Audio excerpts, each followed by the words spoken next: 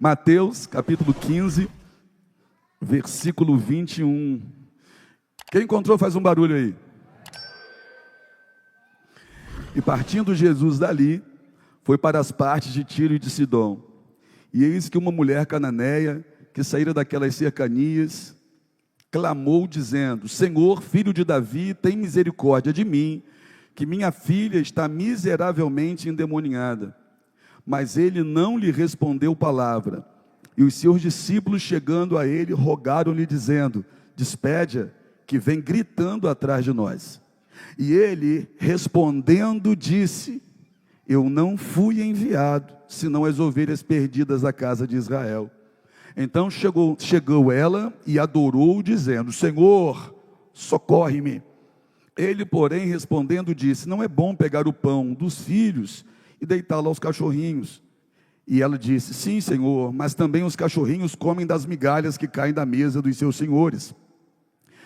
Então respondeu Jesus e disse: ó mulher, grande é a tua fé, seja isso feito para contigo como tu desejas. E desde aquela hora a sua filha ficou sã. Diga assim: deu certo. Olha para o teu irmão e diga assim para ele: vai parar ou vai insistir até dar certo? Senhor Deus, a tua palavra é viva, é santa, é poderosa, é tremenda. Quando o Senhor fala, meu Senhor, a terra treme, o nosso ser, o nosso interior também é sacudido. Nessa manhã de domingo, ó Pai, todo esse povo que aqui está na casa do Senhor, veio porque ama ao Senhor e por consequência ama a palavra do Senhor. A temos como um alimento precioso, poderoso, que nos sustenta, que nos levanta, quando necessário também nos cura, nos corrige, ó meu Pai, nos molda, e nós queremos tudo isso nessa manhã. Os ouvidos se abrem, o coração se rende. Fala, meu Pai, teus filhos ouvem, em nome de Jesus, amém? Pode se assentar. Jesus naquele dia tomou uma decisão. Olha como o versículo 21 começa, onde nós começamos a ler, óbvio.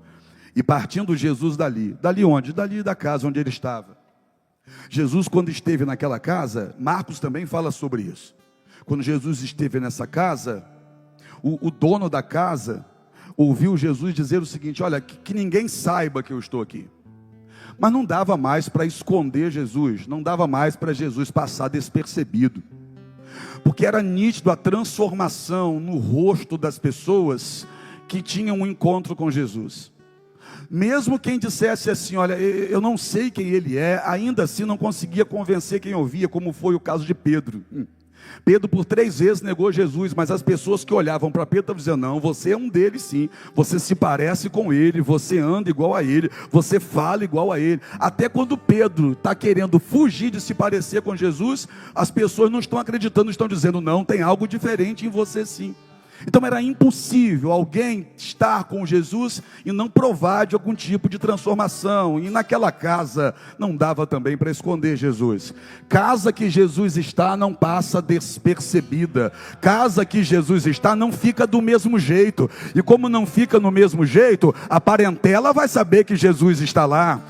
A vizinhança vai saber que Jesus está lá. Até os fofoqueiros do bairro ficam sabendo que Jesus está lá. E o que eu estou dizendo para você é que em relação a isso você também não vai ter sossego. Por quê? Porque na tua casa vão saber que Jesus está lá, na tua rua todo mundo vai saber que Jesus entrou lá e fez algo novo, fez algo diferente. No meio da tua família vão saber, alguma coisa aconteceu com ele, com ela, e só pode ter sido Jesus.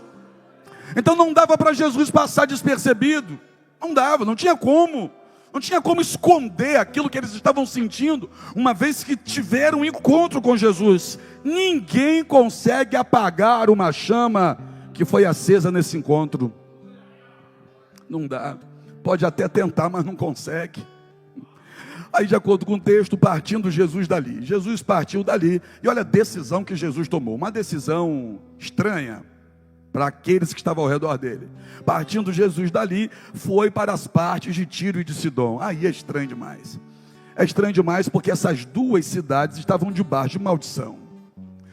Aqui mesmo em Mateus, se você voltar um pouco ali na altura do capítulo 11, ali se não me engano é 20 ou 21, vai dizer que essas duas cidades estavam debaixo de uma sentença, estavam debaixo de uma maldição.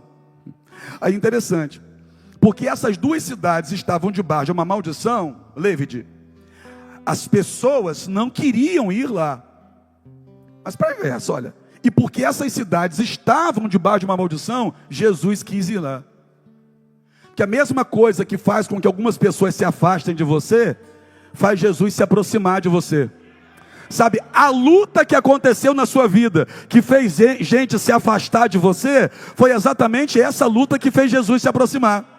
Sabe, aquela pancada da vida que você levou, que pessoas, por conta disso, se afastaram de você, fez Jesus se aproximar. Aquele desemprego que fez aqueles amigos se afastarem da beira da sua churrasqueira, fez Jesus se aproximar do teu quarto, onde você ficou chorando. O que faz alguém ir para longe da gente, faz Jesus se aproximar ainda mais de nós. Não iam lá, porque era lugar que estava debaixo de maldição. E Jesus foi lá exatamente por isso. Aquilo que fez com que alguns virassem as costas, fez Jesus se aproximar e estender a mão. Talvez seja assim também na sua vida. Então vamos lá. Jesus toma essa decisão no mínimo estranha. Estranha. Porque Jesus levanta a voz no meio dos judeus e vai dizer: vamos para a região de Tiro e de Sidom. Depois de todo mundo saber que Jesus estava naquela casa, depois de ele não conseguir passar despercebido, Jesus sai daquela casa e vai para as regiões de Tiro e de Sidom. Lá em Isaías 23 tem a sentença sobre essas cidades, vão dizer que estavam debaixo de maldição. Mas não é só lá não, como eu já disse, Mateus 11, Isaías 23, Ezequiel 28, também vai dizer que essas cidades estavam debaixo de maldição. Só que Jesus decidiu ir lá. Jesus está chegando em um lugar que as pessoas não queriam ir. Mas que coisa linda. Aí Jesus está chegando. E quando Jesus vai entrando na região, sai de dentro de casa uma mulher. Uma mulher sirofenícia. Uma mulher, de acordo com a Bíblia, cananeia. Repita comigo, cananeia. Essa mulher é descendente de Cã, filho de Noé. Aí já tem um outro problema. Por quê? Porque Cã também foi sentenciado por Noé. Noé liberou uma sentença de maldição sobre a vida do próprio filho, que foi o filho que expôs a sua nudez. Então vamos lá.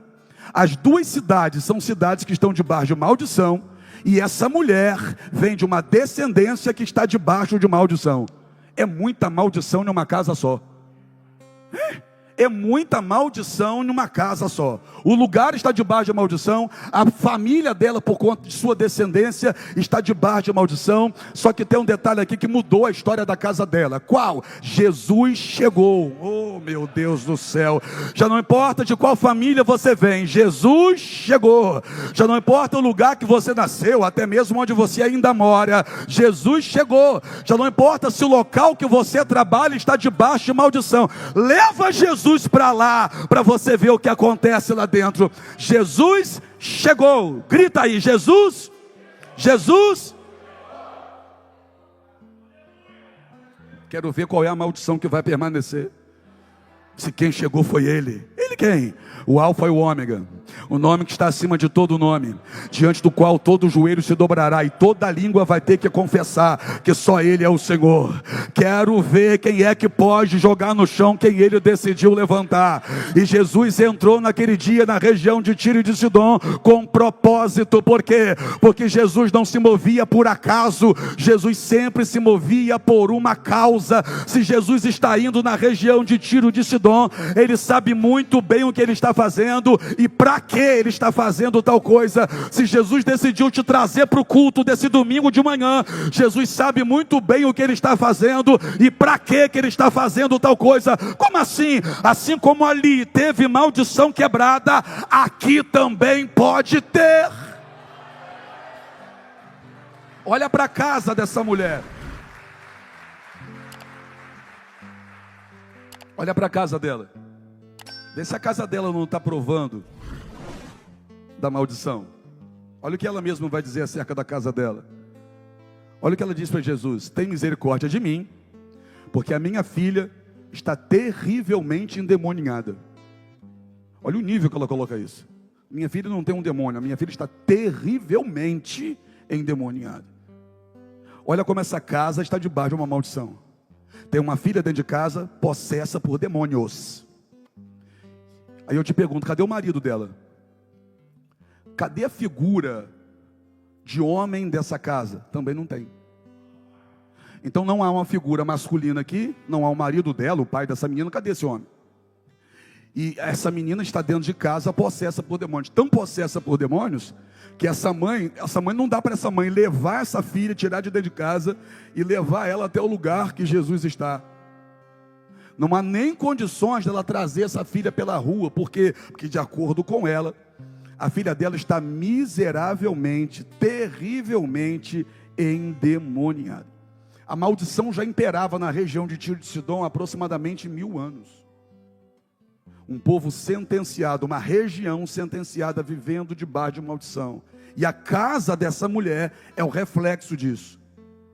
Porque o físico reflete o que está acontecendo no espiritual. Eu disse isso para quem está nas aulas lá. Tudo aquilo que acontece no físico é um reflexo do que está acontecendo no espiritual. Você sabia que tem enfermidade, tem dores que você sente, que você vai a médico, nunca consegue descobrir a causa, e isso é de ordem espiritual? Você sabia que tem problemas financeiros que você atravessa na sua vida, que por mais que você trabalhe, você não consegue nem pagar dívidas, só trabalha para comer, e você acha que trabalhando mais você vai resolver. Aí você trabalha mais, quase que morre trabalhando, não tem tempo para a família, para nada, mas o problema continua lá, porque é de ordem espiritual. Porque o espiritual rege o físico, o espiritual rege o natural. Tudo que acontece no natural é só um indício do que está acontecendo no espiritual. O espiritual é o que determina. O espiritual é mais real do que o natural. Porque o Maico, por exemplo, está sentado na minha frente aqui agora com uma camisa preta. Essa camisa preta hoje existe, amanhã não vai existir mais. Mas o que está no espiritual continua existindo. Então o que essa mulher está vivendo aqui é o sintoma de um problema espiritual. O problema aqui é espiritual, só que está refletindo agora dentro da casa dela. O que? A filha dela está possessa, a filha dela não tem sossego, a filha dela não tem paz. E como ela é uma mãe de verdade se importa com o filho. Pai de verdade também se importa com os filhos. Não deixa por aí sem nem pagar pensão. Não. Mãe de verdade, pai de verdade se importa com aqueles que herdaram o seu DNA. E ela olha para a filha e ela já não consegue mais suportar a dor de assistir a filha passando por uma situação dessa. E agora? E agora ela vai se expor. E agora não é momento de ter vergonha, não é momento de ficar retraída, não é momento de deixar a timidez imperar, não é momento, não, ela precisa de um socorro, e ela vai em busca do socorro que ela precisa, mas não fica sentada assistindo Netflix esperando o socorro chegar, ela precisa, mas não fica com o celular na mão, rolando o feed do Instagram, esperando o socorro chegar, ela precisa, mas ela não fica sentada assistindo Rede Globo, a novela, esperando o socorro chegar, porque quem precisa tem que reagir. Ela não precisa, então ela não manda alguém buscar, ela vai. Ela precisa, então ela não diz assim, ó, vai lá e pede a Jesus por mim, não, eu vou. Sabe esse negócio, olha, eu estou precisando tanto de uma ajuda, ora lá na sua igreja por mim, não, venha. Chega assim, pessoa, você está precisando, vem comigo. Você está precisando de um milagre? Vem comigo. Você está precisando de um socorro de Deus? Vem comigo. Esse negócio de 6 horas não dá mais. 6 horas por mim, 6 horas pela minha casa, 6 horas pelo meu furúnculo, 6 horas, que isso? 6 horas pelo meu cabelo, 6 horas pela minha espinha, não dá mais. Quem precisa tem que tomar atitude. Ainda bem que você veio para o culto, hein? Então ela sai de casa, fecha a filha dentro de casa. Ela não tem mais controle sobre esse problema. Eu creio que tudo que estava ao alcance dela para fazer de forma natural, ela fez. Só que de forma natural, ela não conseguiu resolver um problema que era espiritual. Não adianta sentar com a filha para conversar, isso aqui é espiritual. Não adianta dizer que vai quebrar a cara dele, isso aqui é espiritual, entendeu ou não? Não adianta dizer, vou botar você para fora de casa, isso é espiritual. Não adianta liberar outra sentença de maldição ainda, não tem jeito mesmo para você, isso é espiritual. Ao invés de olhar para aquela filha que está com um problema e dizer, não tem mesmo jeito para você, hein? Ela se levanta e entende, peraí, o problema não é a minha filha, é aquilo que está por detrás dela. Eu vou lutar, porque eu não gerei filha para viver desse jeito. Deus não me deu uma filha para eu assistir a derrota da minha filha. Eu vou lutar. Só que a descendência dela é de maldição, ela é cananeia. Ela está na região de Tiro de Sidom, lugar que está debaixo de maldição, e há muito tempo. Só que tem o seguinte, não importa mais a família, não importa mais há quanto tempo essa família está passando por isso, o que importa é que chegou a hora dessa história mudar. Se eu fosse você, eu pegava essa afirmação para você hoje. Se eu tivesse sentado aí também, eu ia dizer assim, ó, chegou a hora da minha vida mudar, chegou a hora da minha casa mudar, chegou a hora da minha família ser abençoada, chegou a hora daqueles que vierem depois de mim provarem da bênção que já vai estar na minha vida, porque até hoje na minha família foi maldição, mas a partir de mim tudo vai ser diferente. Quem está comigo dá glória a Deus. Olha para o teu irmão e diga assim, ó, não tenha medo, tenha fé. Essa mulher sabe que quem entrou na cidade é um judeu, e ela é cirofenícia de nação. Eita. Então vai ter problema. Por quê? Porque não se batem. Ela sabe, quem entrou ali é um judeu. Após Jesus, judeu sim. E vou dizer mais, hein? Andava como um judeu e se vestia como um judeu. Tanto que a mulher lá de João capítulo 4, quando olhou para ele, sem que ele abrisse a boca, reconheceu ele como um judeu. Como o Senhor, sendo judeu, ó. Então Jesus estava com os judeus, caminhando. Aí vem uma mulher cirofenícia. Como que ela fez isso? Ela deixou o medo de lado. Sabe, ensinaram para a gente, Janaína, que o não a gente tem, que a gente deve ir em busca do sim. E eu já estou ensinando isso para algumas pessoas, que isso está totalmente errado. O não a gente já tem. Imagina essa mulher pensando assim, ó, o não eu já tenho, então eu vou em busca do sim. Aí no primeiro não que Jesus deu para ela, já voltaria. Mas quando ela sai de casa com uma convicção. Pergunta qual? O sim eu já tenho. Para de dizer para você mesmo que o não você já tem. Você está liberando uma sentença de derrota sobre a sua própria vida. Você está dizendo assim, eu já tenho não, você já deu errado mesmo, então qualquer coisinha nova para mim vai ser Para com isso. Não é que um não você já tem, o sim você já tem. Repita comigo, o sim eu já tenho. Sabe quando você entra aqui no estacionamento? Você vê os lugares para você estacionar o carro, né? Você chegou ali, você botou o seu carro. Se tiver, a professora está ali, vamos lá. Se tivesse uma placa assim, ó, não estacione, aí sim você não poderia estacionar. Mas se não tem placa nenhuma, é sinal que você pode estacionar. Porque o não tem que ser comunicado. Não é o sim que tem que ser comunicado, é o não que tem que ser comunicado. Se você for dirigir no seu carro e de repente vê uma rua aqui do lado, se não tiver uma placa lá, não vire à direita, então é sinal que o sim você já tem, porque todo não precisa ser comunicado. Então não é que você já tem o não, não, você tem o sim, porque se não puder, alguém vai ter que me dizer que eu não posso. Então olha para alguém e diga assim, o sim você já tem. Seu casamento vai ser restaurado? Sim. Teu filho vai ser liberto? Sim. Você vai ser curado? Sim, o sim você já tem. Aí eu vou lá bater naquela porta, um não eu já tenho. Onde é que está escrito que você tem um não? Quem falou para você? Tem uma placa de luz na sua frente piscando não, não, não, não. O diabo te ensinou esse negócio. O sim eu já tenho. Eu vou dar certo? Foi muito pouco barulho para muita boca. É porque durante muitos anos você falou, não, eu já tenho, né? E tem gente que ainda pega esse negócio para si. Ainda diz assim, ó, é como eu sempre digo. O não eu já tenho. Esse negócio não é mais seu, é do diabo. Devolve para ele. Devolve para o cão esse negócio. O que é seu a partir de hoje é o sim eu já. O sim eu já. Então não importa o tempo, não importa se a família está debaixo de maldição, ela se levanta e diz, quer saber? Eu vou buscar a solução da minha casa, porque o sim eu já tenho.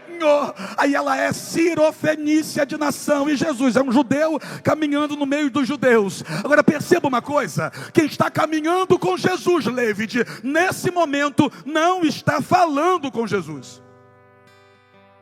Percebe que os discípulos estão quietos? Jesus está caminhando, os discípulos estão caminhando do lado dele, e os discípulos estão quietos. Eu não consigo entender isso. Como é que caminha do lado dele, não fica falando com ele, não fica conversando com ele, não ora? Como é que pode você de casa? Imagina o seguinte, irmão. Você tem um sonho de estar do lado daquela pessoa. Você está do lado daquela pessoa, você fica calado, você não aproveita o momento. Os discípulos estão andando do lado de Jesus. Tem gente, tem um povo andando ao redor de Jesus, mas não tem ninguém falando nada. Aí de repente sai uma mulher de dentro de casa, que deixou uma filha cheia de demônio dentro de casa, e vem pelo meio da rua dizendo assim, Yeshua, ben Davi. Aí já é estranho, porque que isso aqui é fala de judeu, e ela é cirofenícia. O que ela está dizendo é o seguinte, pouco importa de onde eu vim, o que importa é que eu sei quem o Senhor é. Eu vou falar. Pouco importa de qual religião você vem. Pouco importa se vem de feitiçaria ou não vem de feitiçaria. Pouco importa se veio da idolatria. O que importa é que agora você sabe quem Jesus é. É cirofenícia de nação, mas vem declarando, eu sei quem o Senhor é. Jesus, filho de Davi, tem misericórdia de mim. Mas a filha dela que está possessa. Mas ela está pedindo misericórdia dela. Ela não vem dizendo assim, tem misericórdia da minha filha. Tem misericórdia de mim. O que ela está dizendo? O problema da minha casa é problema meu.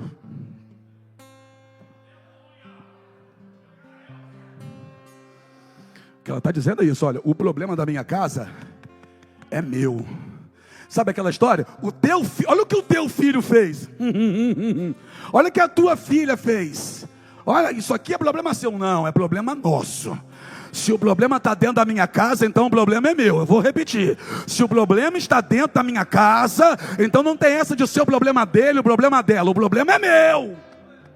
Tem misericórdia de mim. Porque a minha filha está atormentada por demônio. Tem misericórdia de mim. O que é isso? A minha necessidade me faz orar por mim, mas o meu amor me faz orar por alguém. Entendeu? Você acha que Jesus atende o que mais rápido? A sua necessidade ou o seu amor? Aí Jesus vem gritando, perdão gente, a mulher vem gritando no meio da rua, Jesus filho de Davi, tem misericórdia de mim. Jesus filho de Davi, tem misericórdia de mim. Aí os discípulos, que estavam quietos, os discípulos estavam, boquinha fechada e andando. Não só os discípulos, mas a multidão que estava perto de Jesus. Jesus caminhando. Oportunidade, Maico? Pessoa caminhar do lado de Jesus. E está todo mundo quieto. Aí vem uma mulher lá atrás, gritando. Aí aqueles que estavam quietos olharam para Jesus e disseram assim, despede ela, porque vem atrás de nós gritando. Despede ela, porque vem atrás de nós gritando. Despede ela, porque vem atrás de nós clamando. O que é isso? É que a sua atitude vai fazer muita gente que estava de boca fechada abrir a boca e entender que Jesus está do lado. Está todo mundo quieto. Aí ela começou a gritar, agora eles estão falando com Jesus. E Jesus parou não. E o fato de Jesus não ter parado já é a primeira resposta para ela, né? Se é uma turminha aí que tem dorzinha de alma, já voltava, nem me deu atenção. Rapaz, passei por Levíde, você viu o jeito que Levíde falou comigo, não? Não boto mais meus pés lá. Não bota mesmo não. Vai se curar. É uma geração melindrosa, né? É uns Nutelinha que dá dó. uns Nutelinha. É uns homens que não parecem homem, um negócio estranho. Umas mulheres meio atribuladas, ainda bem que aqui não tem isso. Aqui não tem isso, aqui só tem gente de fibra. Ela não, ela continuou. Ela continuou. Ela estava em busca do sim que ela sabia que ela tinha. Eu sei que eu tenho um sim, então eu vou atrás desse sim que eu tenho. Você sabe que você tem um sim da parte de Deus, não sabe? Eu vou repetir, você sabe que você tem um sim da parte de Deus, não sabe? Olha o que eu preguei no culto da virada, você não esqueceu não, né? Se você esqueceu, volta lá no YouTube para você assistir, porque dele é o sim e o amém. Então o sim você já, para toda a promessa que Deus te fez, Ele mesmo já deu o sim. Eu vou ter que trazer de volta a mensagem da virada, então vamos lá. Para toda a promessa que Deus te fez, Ele já deu o sim. Só falta você tomar posse. Então o sim você já tem. E essa mulher parece que sabia disso. Essa maluca, ela está indo atrás no meio da rua, gritando. Aí estão falando com Jesus, despede essa mulher, irmão. Para chegar para Jesus e ter a coragem de dizer, manda essa mulher parar, é porque com certeza já tinham dito para ela. Apóstolo, como é que o senhor tem certeza disso? É só a gente ler o que está escrito em Marcos capítulo 10, por exemplo. Em Marcos 10 tem a história de um homem chamado Barti. Aí Bartimeu, que é homem, quando começa a clamar, as pessoas mandam ele calar a boca, que dirá ela que era mulher e sirofenícia. Se mandaram um homem calar a boca, que homem tinha mais valor naquela cultura. Você imagina uma mulher que naquela região, naquela época, não era vista com tanta honra como você é, e é digna mesmo de ser vista com honra. Imagina uma mulher na rua gritando. Se mandar o homem que gritou calar a boca, que dirá, uma mulher sirofenícia. Só que é o seguinte, pouco importa o que eles estão dizendo, eu estou interessado naquilo que vai sair da boca dele, ó. Pouco importa o que estão falando à minha volta, eu estou em busca do que vai sair da boca dele, porque o que sai da boca dos outros não pode governar a minha vida, mas o que sai da boca dele tem poder para mudar a minha história. Ela continua. Aí ela entra na casa, Jesus entrou numa casa e ela entrou também. Entrou. E veio por detrás de Jesus, se lançou aos pés de Jesus. E agora que ela vai dizer, Senhor, tem misericórdia de mim, minha filha está em casa, terrivelmente atormentada por demônios. Aí Jesus dá uma olhada, e Jesus vai começar a aula. Que aula? Jesus vai começar uma aula naquele dia. Jesus dá uma olhada e diz assim, eu não fui enviado, senão as ovelhas perdidas da casa de Israel. Jesus está dizendo o seguinte, eu fui enviado para os judeus. E ela é sirofenícia de nação. Tudo bem que ela veio gritando, Jesus, filho de Davi, tem misericórdia de mim. Isso é fala de judeu, mas Jesus sabia quem ela era. Não adianta você tentar disfarçar, Jesus sabe quem você é. Eu vou falar de novo. Não adianta você querer disfarçar, Jesus sabe quem você é. Jesus está olhando e está dizendo, olha, eu não fui enviado senão para os filhos perdidos da casa de Israel. Jesus está dizendo o seguinte, olha, eu sei quem você é. Eu sei quem você é. Isso para alguns é um alívio, isso para outros é um tormento. Porque ele sabe quem você é e sabe o que você faz. Então isso para alguns é um alívio, para outros é preocupação. Mas Jesus está dizendo para ela, eu sei quem você é, mas eu não fui enviado senão para as ovelhas perdidas da casa de Israel. Só que eu estou em Mateus capítulo 15. Estou em Mateus capítulo. Vamos lá em João capítulo 1. Porque em João no capítulo 1, versículo 11, está escrito assim, veio para os seus, e os seus o rejeitaram. Mas olha o que está escrito no versículo 12. Mas a todos quanto receberam, deu-lhes o poder de serem feitos filhos de... Parece que ela sabia disso. Ela sabia disso. Ela está dizendo o seguinte, o Senhor está dizendo para mim que o Senhor foi enviado para os judeus, tudo bem. Só que em João capítulo 1, após ela leu João, claro que não, mas Jesus falou aquilo lá, ou a Bíblia cita aquilo lá antes disso aqui, se a gente colocar tudo isso na ordem cronológica, porque lá era o começo da caminhada de Jesus, e aqui Jesus já curou, já libertou, já ressuscitou morto, já fez um monte de coisa. Então lá atrás já havia uma palavra liberada, olha, todo aquele que o receber, dá a essa pessoa o poder de ser feito filho de Deus. Aí depois que ela ouve isso, olha o que o texto vai dizer que ela faz. Então chegou ela e o adorou dizendo: Senhor, socorre-me. Senhor, depois que Jesus falou isso, elas vêm aos pés de Jesus, adora a Jesus e diz: socorre-me. Quando ela adora a Jesus, ela está reconhecendo que Jesus é Senhor da vida dela, e todo aquele que o recebe como Senhor, a essa pessoa é dado o direito de ser feito filho de. Só que Jesus continua. Aí Jesus diz assim, ó, então chegou ela e adorou dizendo: Senhor, socorre-me. Ele, porém, respondendo disse, Jesus estava dando uma aula. Jesus sabia que aquela mulher ia até o fim. Jesus conhece uma pessoa determinada. Jesus conhece gente determinada. Jesus sabia que ela não ia parar. Aí Jesus está usando a vida dela para dar uma aula para os demais. Ele, porém, respondendo disse: não é bom pegar no pão dos filhos e deitá-lo aos cachorrinhos. Que é isso? Jesus está dizendo para ela o seguinte, ó, eu sei como você está se sentindo.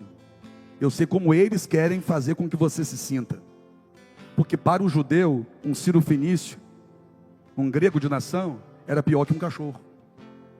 O que Jesus está dizendo para ela é o seguinte, olha, eles estão olhando para você como se você fosse uma cachorrinha. Aí Jesus está dizendo, olha, não é bom pegar o pão dos filhos e dar aos cachorrinhos. Aí ela deu o golpe em todo mundo que estava à volta. Como assim?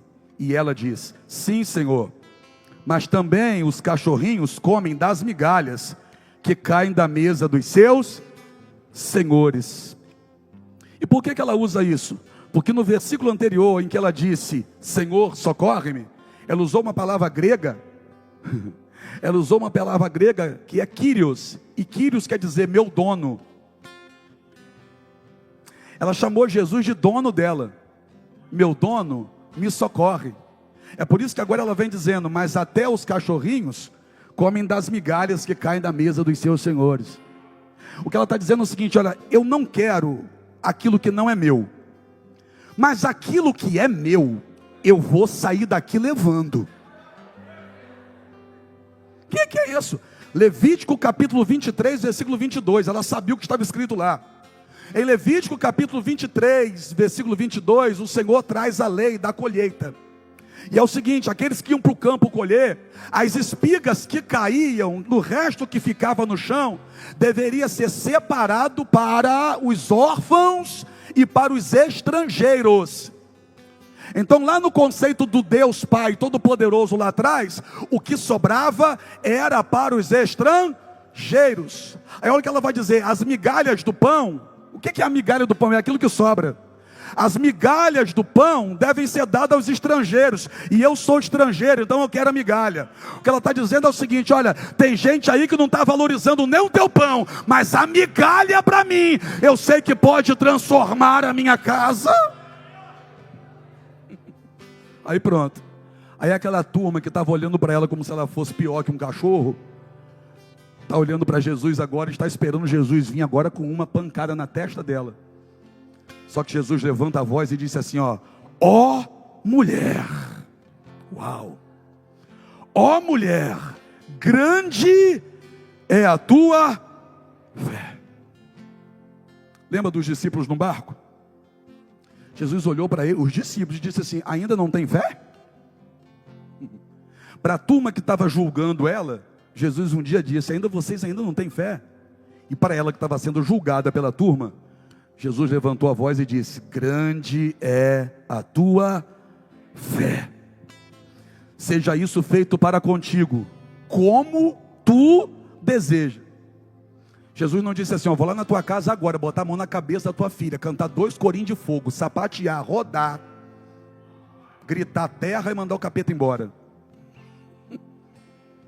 Desculpa. Mas o que Jesus fez para fazer com que a casa dela fosse liberta, foi dizer o seguinte para ela, seja feito para contigo, conforme tu desejas. Então a responsabilidade agora era de quem? Talvez você não quisesse que eu terminasse o culto assim. Mas o que eu quero dizer para você é que a história da sua casa é responsabilidade sua. O que não aconteceu ainda está ligado à tua falta de fé. O que já aconteceu está ligado àquilo que você teve disposição para fazer. Apóstolo, então, o que eu faço então? Peça mais fé a Deus. A fé é um dom gratuito de Deus. Peça mais fé a Deus. Por quê? Porque hoje tu volta para casa, não volta para casa andando hoje não. Hoje você volta para casa marchando e já no caminho, em oração de guerra e dizendo: eu estou revestido de autoridade. Sai da frente, Satanás. Fica de pé para a gente terminar com você de pé. Apóstolo, meu casamento, responsabilidade sua. Apóstolo, os meus filhos, responsabilidade sua. Os meus filhos, responsabilidade minha. Olha para os meus filhos, responsabilidade minha. Na tua casa a responsabilidade é tua. Só que é o seguinte, um cego se guiar outro cego, os dois caem num buraco. Então tu está precisando enxergar para conseguir conduzir outros. Tu precisa estar de pé para ajudar quem está no chão a levantar. Se tiver os dois caídos, lembra Eclesiastes? É bom que é melhor que dois andem juntos do que um só, pois caindo não haverá quem o levante. Para a tua casa estar de pé, Jesus nessa manhã está dizendo para a gente: volta para casa hoje e seja feito conforme você deseja. Qual é o teu desejo? O teu desejo tem que ser maior do que a tua vocação para murmuração. Que muitas vezes você diz que quer uma coisa, mas com a boca você diz outra. Não tem jeito mesmo não, acabou. Não tem solução para Zequinha. Olha Zequinha, olha. É seu filho. Se o mundo disser, não tem jeito para teu filho não, nem bata de choca com o mundo. E diga, peraí, você está falando do meu filho. Conversa é essa? Choca de frente com o mundo pela tua casa. As mulheres vieram, as irmãs estão aqui. Se aquela fofoqueira do inferno for para tua casa para falar mal do teu marido, é o teu marido. Se posiciona. Porque o teu marido, né? Você é fazer o quê, né? Oxi. É o teu marido. Se posiciona, defenda a tua casa. Os homens a mesma coisa. Os homens vieram. Rapaz, tua mulher fala muito, né? Ainda bem, porque eu amo ouvir a voz dela. Estou te ensinando. Se posiciona. Por quê? Porque a tua casa, responsabilidade tua. Ela saiu de casa disposta a buscar o sim que ela sabia que ela tinha. Eu vou repetir, ela saiu de casa disposta a buscar o sim que ela sabia que ela tinha, só faltava ela tomar posse. Você, para com essa mania de dizer que você tem um não, não. O não caiu por terra hoje. Eu estou pregando para gente que está em busca daquele sim que já tem. Você já tem o sim, só precisa saber onde é que ele está. Eu quero adorar, Marco, vamos adorar ao Senhor.